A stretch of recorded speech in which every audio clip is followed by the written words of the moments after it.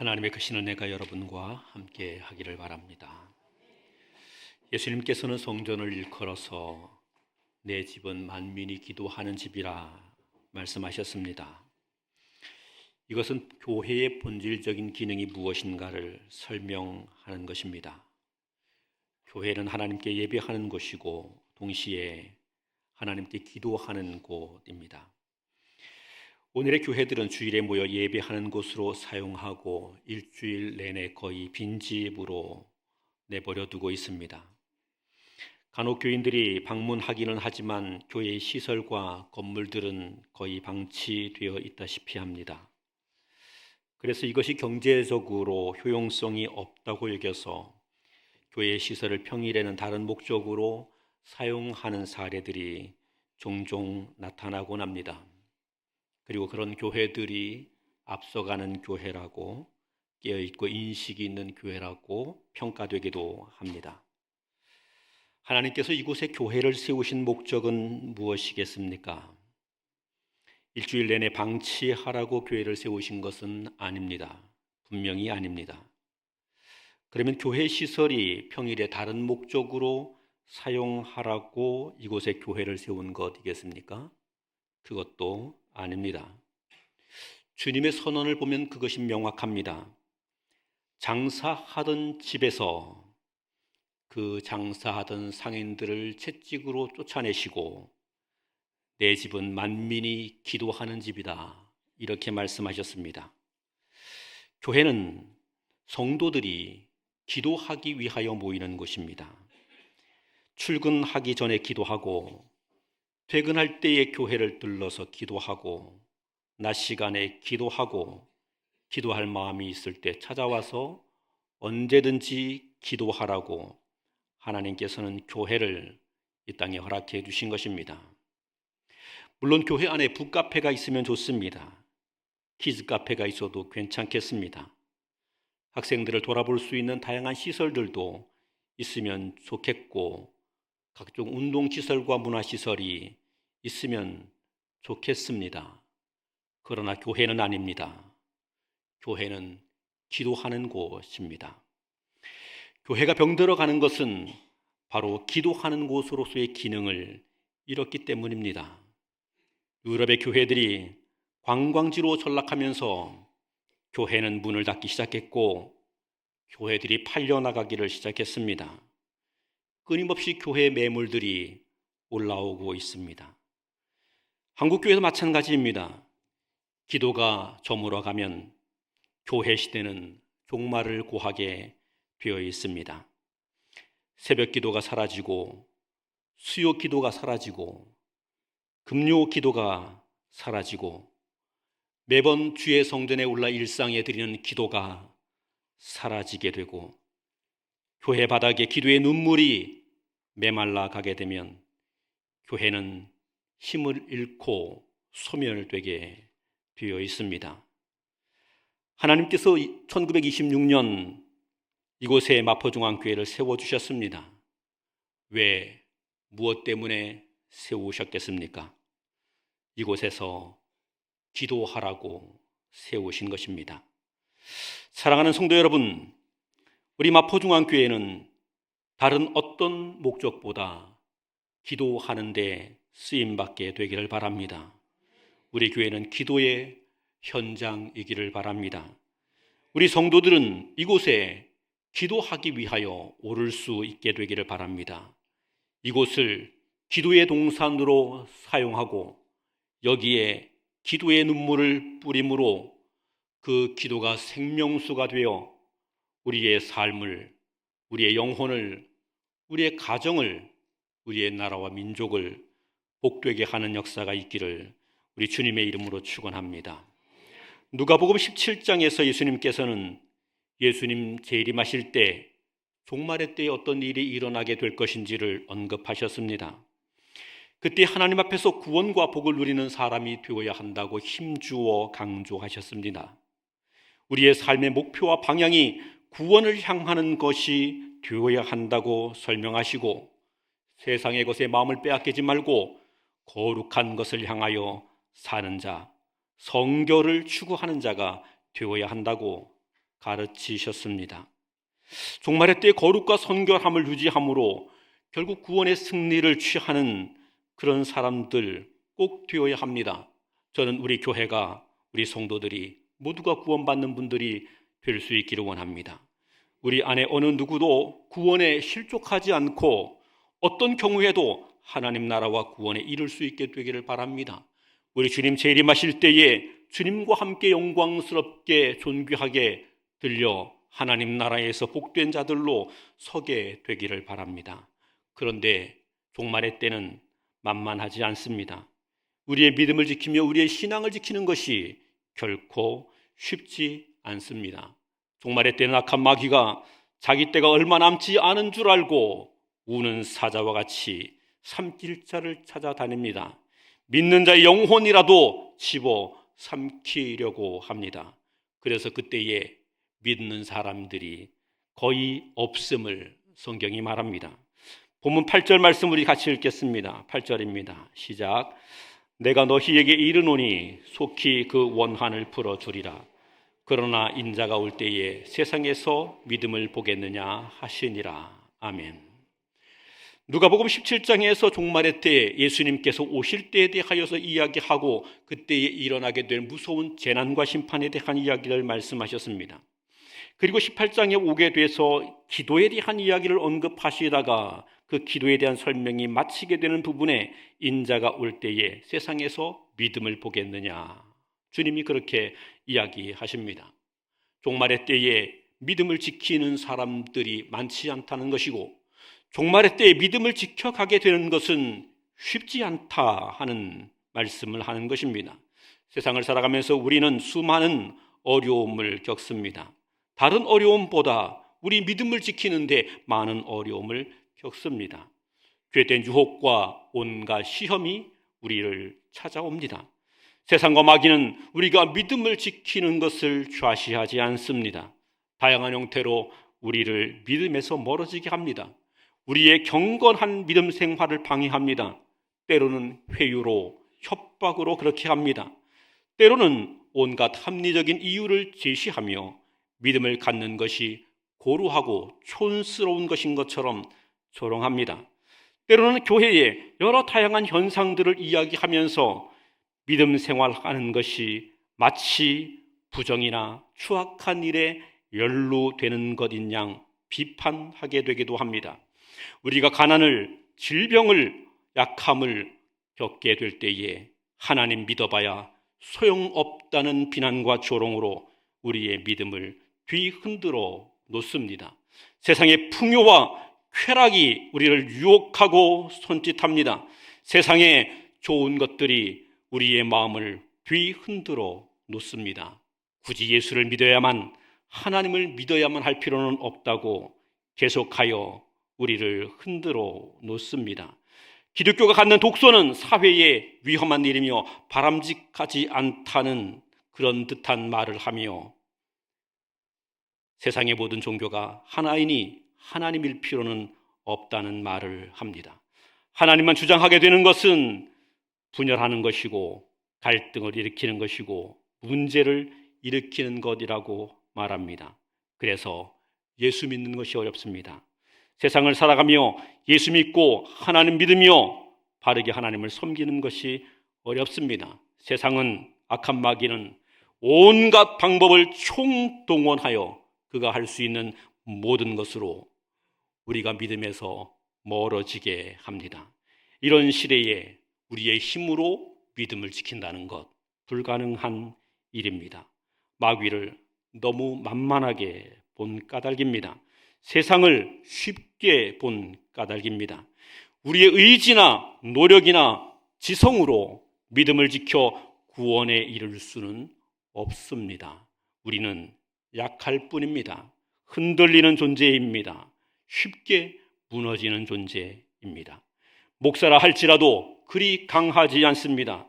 목사이면 구원의 확신이 분명히 있을 것 같지만 그러나 때로는 흔들리게 되기도 합니다. 그래서 믿음을 지키는 것이 정말 어렵습니다.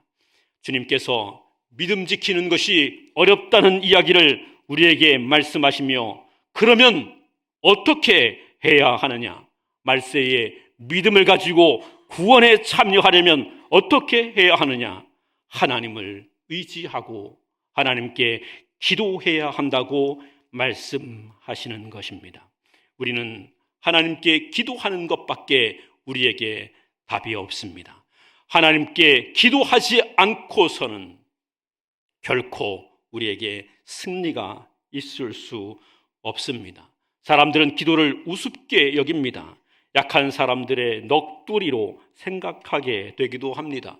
기도의 응답을 받았다고 하면 기도의 응답받은 것이 아니고 기도함으로 심정적으로 마치 플라시보 효과를 얻는 것처럼 잠시 위로를 받는 것일 뿐이다. 그렇게 말합니다.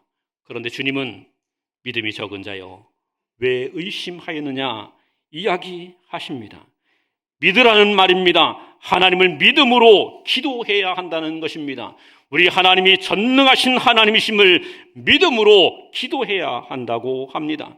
우리 하나님께서 반드시 우리의 기도에 응답하시고 우리를 지키시고 그 하나님은 우리를 사랑하시며 우리를 구원하시고 우리로 하여금 영생과 구원을 얻게 하시는 하나님이심을 믿으라고 말합니다. 믿고 기도하라고 말합니다. 믿고 기도하는 것 외에는 답이 없습니다. 믿음의 기도는 역사하는 힘이 많습니다. 믿음의 기도는 병든 자를 구원합니다. 믿음의 기도는 우리의 영혼이 죄와 사망의 늪에 있을 때 거기에서 건져 승리하게 합니다. 믿음의 기도는 하나님 나라를 상속받게 합니다. 사랑하는 여러분, 믿음으로 기도하시기 바랍니다.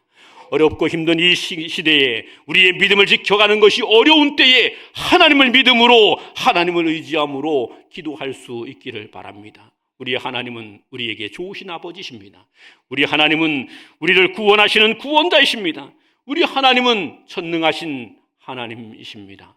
우리 하나님은 우리 기도를 결코 외면하지 않으시고 반드시 응답하시는 약속의 하나님이십니다. 이 하나님을 믿고 기도합시다. 이 하나님을 믿고 기도하면 나가면 우리에게 다가온 고난과 시련과 모든 미혹을 이길 수 있습니다. 이 하나님을 믿고 기도하면 악한 마귀의 모든 계략을 이길 수 있습니다. 이 믿음으로 우리는 승리하여 하나님의 영광을 보게 될 것입니다. 저는 우리 교회가 주를 믿는 믿음으로 늘 기도하게 되기를 원합니다. 우리 교회가 성전이 기도하는 현장이 되기를 바랍니다. 매일 매순간마다 교회 본당 안에 여러 사람들이 하나님께 주여 우리를 도우시옵소서 기도하고 그 기도의 응답을 인하여 감격하여 감사하며 눈물로 하나님께 영광을 돌리는 살아있는 교회, 생명 있는 교회, 승리하는 교회, 하나님이 복이 넘치는 교회가 되기를 우리 주님의 이름으로 축원합니다. 종말의 때에 믿음으로 기도하라고 가르치시는 주님께서는 그 믿음의 기도가 어떤 것이며 그 믿음의 기도로 우리가 응답을 받게 될 것인데 우리가 응답받는 그 기도가 무엇인지를 이야기합니다. 두 가지 이야기를 설명하는데 먼저 소개하는 것이 한 과부의 이야기입니다. 1절에서부터 7절까지 소개된 말씀인데 같이 한번 읽겠습니다. 시작. 예수께서 그들에게 항상 기도하고 낙심하지 말아야 할 것을 비유로 말씀하여 이르시되 어떤 도시에 하나님을 두려워하지 않고 사람을 무시하는 한 재판장이 있는데 그 도시에 한 과부가 있어 자주 그에게 가서 내 원수에 대한 나의 원한을 풀어주소서 하되 그가 얼마 동안 듣지 아니하다가 후에 속으로 생각하되 내가 하나님을 두려워하지 않고 사람을 무시하나 이 과부가 나를 번거롭게 하니 내가 그 원한을 풀어주리라. 그렇지 않으면 늘 와서 나를 괴롭히리라 하였느니라. 주께서 또 이르시되 불의한 재판장이 말한 것을 들으라. 하물며 하나님께서 그 밤낮 부르짖는 택한 자들의 원한을 풀어주지 아니하시겠느냐. 그들에게 오래 참으시겠느냐. 아멘. 주님은 제자들에게 주님의 임하실 그때 종말의 때에 기도하는 자여야 한다고 말하면서 그 기도가 어떤 모습이어야 되는지를 설명합니다. 항상 기도하고 낙심하지 말아야 된다. 우리는 항상 기도하고 낙심하지 말아야 한다는 겁니다. 우리의 모든 시간, 모든 때에 항상 기도해야 한다 말합니다. 아침에 일어났을 때에 기도해야 하고, 저녁에 잠자리에 들 때에 기도해야 하고, 먼 거리로 출발하게 될 때에 기도해야 하고, 도착했을 때에 기도해야 하고, 일자리에 출근했을 때에 기도해야 하고, 업무를 마쳤을 때에 기도해야 합니다. 병들었을 때에 기도해야 하고, 건강하게 되었을 때에 기도해야 합니다. 시험을 앞에 두고 있을 때에 기도해야 하고, 시험이 끝났을 때에 기도해야 합니다. 항상 기도해야 합니다. 우리의 삶은 마치 기도의 수레바퀴 속에 얽혀 있는 것처럼 기도와 입을 맞춰가며 계속해서 움직여 가야 합니다. 항상 기도해야 합니다. 마귀가 전혀 틈탈 수 없도록 항상 기도해야 합니다. 그리고 그 기도를 하며 낙심하지 말아야 합니다. 세상은, 악한 마귀는 끊임없이 우리의 기도를 조롱할 것입니다. 비웃을 것입니다. 네가 기도했는데 뭐가 됐느냐고 말하면서 우리의 기도를 아무것도 아닌 것처럼, 형편없는 것처럼 무시하게 될 것입니다. 그러나 그때에도 포기하지 말아야 합니다. 주님은 이 한 과부의 이야기를 통하여 우리에게 다시 선언하시는 겁니다. 유대 사회에서 과부는 가난한 사람의 모습입니다. 연약한 사람의 모습입니다. 의지할 수 없는 사람인 것입니다. 이 사람에게는 아무런 경제적인 능력이, 사회적인 힘이 없는 것입니다. 그래서 약한 사람들 중에 가장 약한 사람들입니다. 이 과부로 사는 것만도 힘들고 어려운데 이 과부에게 억울한 일이 생기게 됐습니다. 원수에게서 원한이 깊어지는 억울한 일이 생기게 됐습니다. 그래서 그 억울한 문제를 가지고 재판장에게 찾아왔습니다. 만난 재판장이 좋은 재판장이었으면 좋겠는데, 그런데 이 재판장이 불의한 재판장입니다. 하나님을 두려워하지 않습니다. 사람을 무시합니다. 뇌물 받는 것을 좋아합니다. 권세 있고 힘 있는 사람들에게 아부해서 자기의 실력과 힘을 키워가고 자기의 부를 쌓아가는 것을 좋아합니다. 그의 눈에 찾아온 한 과부는 자기에게 아무런 도움이 되지 못하는 귀찮은 존재에 불과했습니다. 그러니 이 과부의 소원을 들어줄 까닭이 없는 것이었습니다. 무시했습니다. 가난하니 무시했고, 남편이 없으니 무시했고, 힘이 없으니 무시했고, 능력이 없으니 무시했습니다. 그리고 그의 소원을 하나도 들어주지 않았습니다. 그러나 이 과부는 낙심하지 않았다고 말합니다. 포기하지 않았다고 말합니다. 오늘 찾아갔고, 내일 찾아갔고, 모레 찾아갔고, 끊임없이 이 재판장을 찾아갔습니다. 내 원한을 풀어달라고 강구했습니다. 억울한 사연을 이야기하였습니다. 이 불의한 재판장이 이렇게 말합니다. 내가 하나님을 두려워하지 않고 사람을 무시하지만 이 과부가 나를 번거롭게 하니 내가 그 원한을 풀어주리라. 불의한 재판장도 번거롭다는 이유로 그 원한을 들어주었다. 이렇게 말씀하고 주님은 이 이야기를 통해 하나님의 이야기를 말합니다. 하나님은 어떤 분이시냐? 하나님은 불의한 하나님이 아니시다. 하나님은 우리를 사랑하시는 하나님이시다. 하나님은 전능하신 하나님이시다. 하나님은 고아와 과부의 아버지가 되시는 하나님이시다. 하나님은 그의 택한 백성을 긍휼히 여기시고 그들에게 원한을 풀어주시는 하나님이시다. 그런데 그 하나님께 기도하며 그 하나님께 기도하는 것을 포기하지 않는다면 하나님께서 그 기도에 어떻게 반응하시겠느냐? 불의한 재판장이 마지못해 들었던 것처럼 그렇게 들으시겠느냐? 아니다. 하나님은 그 원한을 들으실 것이다. 오래 참지 아니하실 것이다. 하나님께서는 반드시 그 기도에 응답하실 것이다. 이렇게 이야기합니다. 그렇습니다. 우리 하나님은 우리의 아버지이십니다. 우리 하나님은 우리를 사랑하시는 분이십니다. 우리 하나님은 모든 것을 이루실 수 있는 전능하신 하나님이십니다. 우리가 기도하기를 기다리고 계시는 하나님이십니다.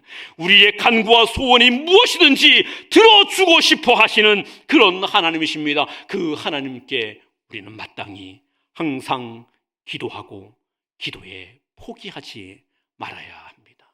항상 기도하고 기도에 포기하지 말아야 합니다. 종말의 때를 이길 수 있는 힘이 하나님께로부터 나옵니다. 하나님 아닌 다른 어디에서 종말의 때를 이길 수 없습니다. 마귀의 간계와 그 시험을 이길 수 없습니다. 하나님만이 이 모든 것에 도움이 되십니다. 그러므로 우리는 그 전능하신 하나님을 사랑함으로, 그 하나님을 의지함으로, 그 하나님을 믿음으로 항상 그분의 보좌 앞으로 나아가 기도의 문을 두드려야 합니다. 하나님, 내 기도를 들어주십시오. 하나님, 악한 마귀의 권세를 이기게 하옵소서. 하나님, 이 종말의 때에 하나님의 구원과 복을 누릴 수 있도록 인도하옵소서. 기도해야 합니다. 사랑하는 여러분, 포기하지 말고 기도할 수 있기를 바랍니다. 이 성전에서 기도하는 것을 포기하지 말고 기도할 수 있기를 바랍니다.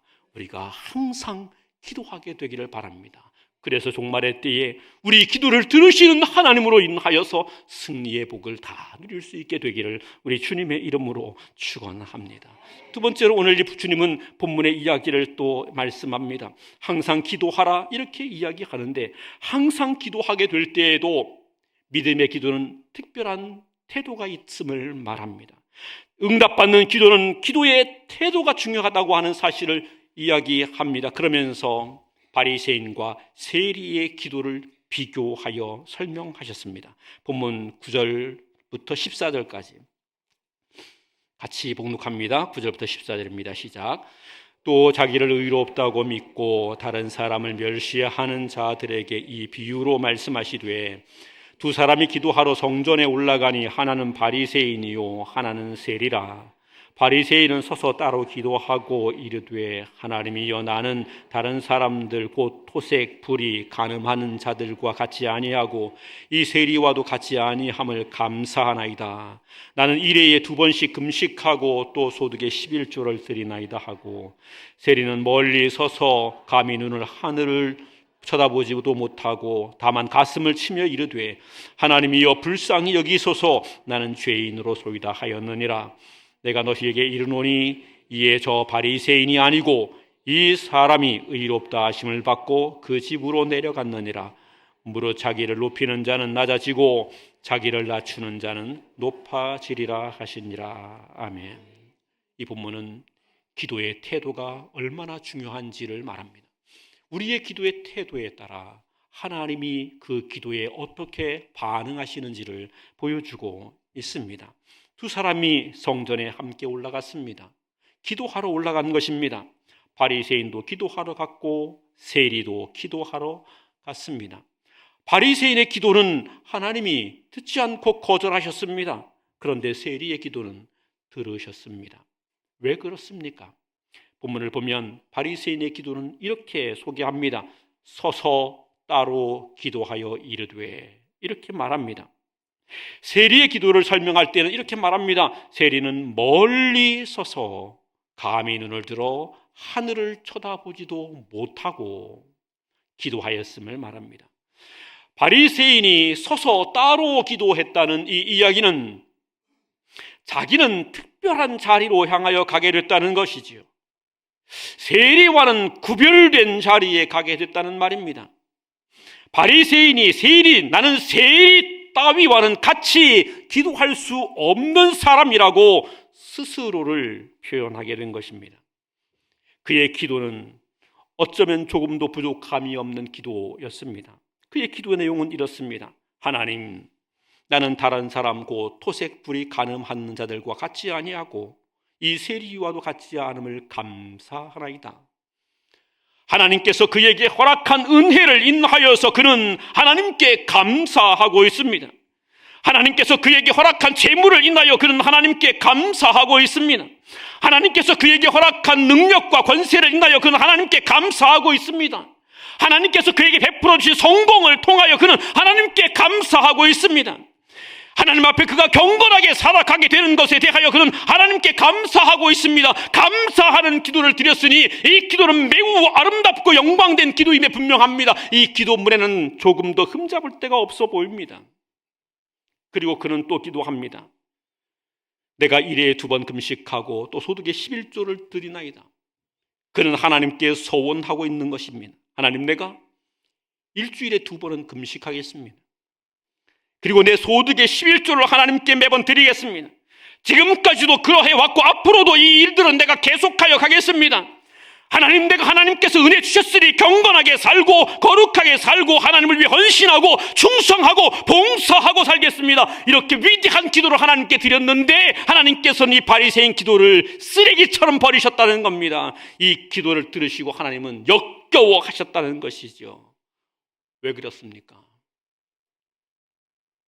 그는 따로 서서 하늘을 우러러 이렇게 기도한 거죠. 하나님, 나 괜찮지 않아요?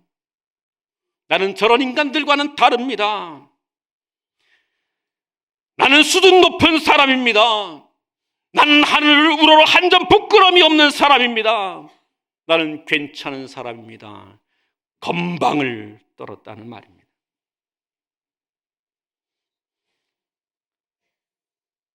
예수 믿음이 오래 신앙생활하다 보면 우리의 태도가 이렇게 변질되어 가곤 합니다. 그래서 목사가 구원받기가 제일 어렵습니다. 목사가 구원받기가 제일 어려운 이유가 거기에 있습니다.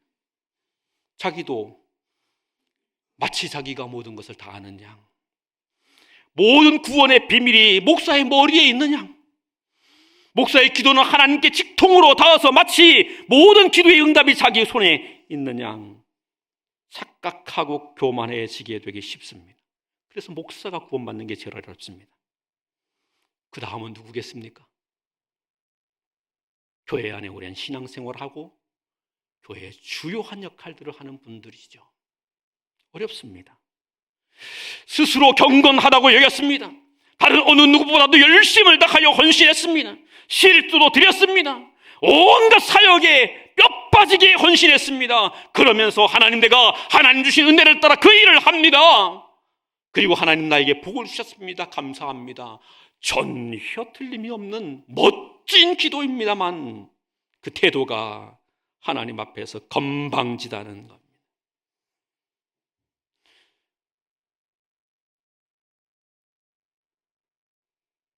우리 기도에 이 건방짐이 들어가면 망합니다. 우리 기도에 이 건방짐이 들어가면 망합니다. 하나님이 바리새인 기도를 역겨워하시고 버리셨습니다. 그리고는 하나님께서 누구의 기도를 들으셨다고 말씀하는가 하면 세리의 기도를 들으셨습니다. 우리가 아는 것처럼 세리는 유대인들이 가장 싫어하는 사람들입니다. 이 세리는 유대인들에게서 세금을 착취하여서 로마인들에게 갖다 바치는 사람들이지요. 민족의 역적입니다. 로마의 앞잡이들입니다. 이스라엘 백성들의 고혈을 빨아먹는 못된 놈들입니다. 그래서 모든 이스라엘 백성들이 세리를 바라보게 되면 저놈은 죄인 중에 죄인이다, 이렇게 바라보는 그런 사람들입니다. 그런데 이 죄인인 세리가 하나님의 성전에 기도하러 올라갔습니다. 성전에 기도하러 올라가는데 그는 이렇게 합니다. 멀찍이 서서, 멀리 서서.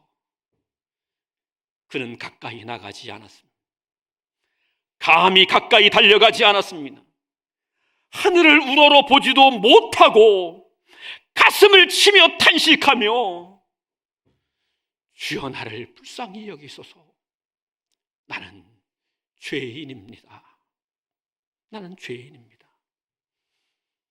그는 하나님 앞에 자신의 실체가 무엇인지를 알고 자기에게 무엇이 필요한지를 알았습니다. 하나님의 긍휼하심과 하나님이 자신을 불쌍히 여겨주심이 절실히 필요하다는 사실을 알았습니다. 그리고 하나님 앞에 심히 낮아져서 눈물과 탄식으로 회개하며 은혜를 구하는 겸비한 기도를 드리게 되었습니다. 주님께서 이 세리의 기도를 들으시고 바리새인이 아니라 세리가 의롭다 함을 받고 그의 집으로 돌아갔느니라, 이렇게 이야기하십니다. 우리의 기도가 응답받는 기도가 되려면 언제나 하나님 앞에 주여 나를 불쌍히 여기소서, 나는 죄인으로소이다, 이 고백으로 하나님을 찾아야 합니다. 이 고백으로 하나님을 찾아야 합니다. 나에게 공로가 없고 주님의 은혜만 있습니다. 내가 드렸던 헌신과 이 수고는 모두 주님의 은혜에서부터 비롯된 겁니다. 나에게는 주님의 은혜만이 있습니다. 주님께서 나를 불쌍히 여겨주지 아니하시면, 긍휼히 여겨주지 않으면 나는 아무것도 아닙니다. 이 고백을 가져야 합니다. 그리고 이렇게 하나님께 기도해야 합니다. 종말의 때에 우리가 하나님 앞에서 응답받고 구원받는 기도의 사람이 되려면 반드시 낮아지고 겸손하게 되어야 합니다. 주님은 낮아진 바로 그 사람에게 응답이 있음을 말합니다. 무릇 자기를 높이는 자는 낮아지고 자기를 낮추는 자는 높아지리라. 사랑하는 성도 여러분, 우리는 어떤 존재입니까? 하나님께서 우리를 구원하시고 교회로 부르셔서 기도하라고 말씀하시는데, 종말의 때를 이기며 승리하며 구원에 이르게 되려고 하면, 믿음을 지켜 구원에 이르게 되려고 하면 기도해야 된다고 말씀하는데, 진짜 우리는 기도하는 사람은 맞습니까? 기도는 하고 있습니까? 주일에 예배를 하기 위해서 한번 예배에 참여하기는 하였지만 일주일 내내 우리의 삶에서 진실로 하나님을 대면하여 그분 앞에 기도하는 기도는 있습니까? 혹 우리의 기도가 형식적으로 기도의 흉내만 낸 기도, 그것은 아닙니까? 종말의 때를 진짜 이기려면 진짜 기도하는 사람이 되어야 합니다. 우리 교회가 진짜 기도하는 교회가 되어야 합니다. 저는 우리 교회가 하나님 앞에 믿음으로 기도하는 교회가 되기를 원합니다. 주의 응답하심을 믿고 주께서 우리에게 반드시 구원과 생명과 하나님의 놀라우신 복을 허락하심을 믿고 항상 기도하고 낙심하지 말고 포기하지 마시기를 바랍니다. 기도를 계속하되 이 기도에 겸손함으로 기도하게 되기를 바랍니다. 그래서 우리의 기도 자리마다 하나님께서 채워주시는 은혜가 풍성하고 그 기도를 인하여서 하나님의 능력과 권능을 체험하는 복된 교회 모든 성도들 다 되기를 우리 주님의 이름으로 축원합니다. 기도하겠습니다.